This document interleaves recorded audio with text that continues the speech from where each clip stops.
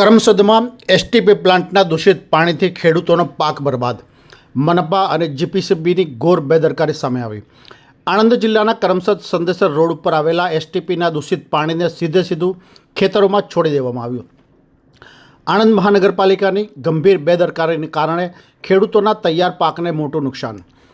કરમસદ વિસ્તારમાં આવેલ STP પ્લાન્ટમાંથી untreated અથવા અયોગ્ય રીતે ટ્રીટ થયેલું દૂષિત પાણી છેલ્લા કેટલાક સમયથી આસપાસના ખેતરોમાં છોડવામાં આવી રહ્યા હોવાની ફરિયાદો સામે આવી છે.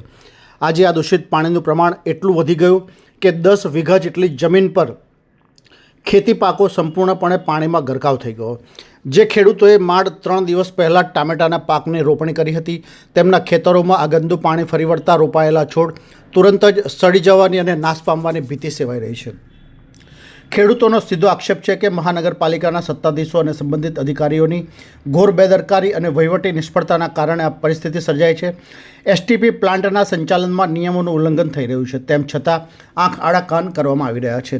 એસટીપી પ્લાન્ટનું દૂષિત પાણી જ્યાં ટ્રીટમેન્ટ કરી નદી કે અન્ય જગ્યાએ છોડવું જોઈએ, ત્યાં સીધું ખેતરોમાં કેમ છોડવામાં આવે છે ના સવાલ પણ ખેડૂતોમાં ઉઠી રહ્યા છે. આ સમગ્ર મામલે સૌથી આશ્ચર્યજનક બાબત ગુજરાત પ્રદૂષણ નિયંત્રણ બોર્ડનું મૌન છે.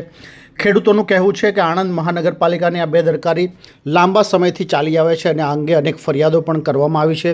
તેમ છતાં જીપીસીબી દ્વારા એસટીપી પ્લાન્ટ સામે કે મનપા સામે કોઈ કડક કાર્યવાહી કરવામાં નથી આવતી. ये है हलचल टीवी नेटवर्क और आप देख रहे हैं हलचल टीवी न्यूज. हर हलचल पर नजर, हर हलचल की खबर.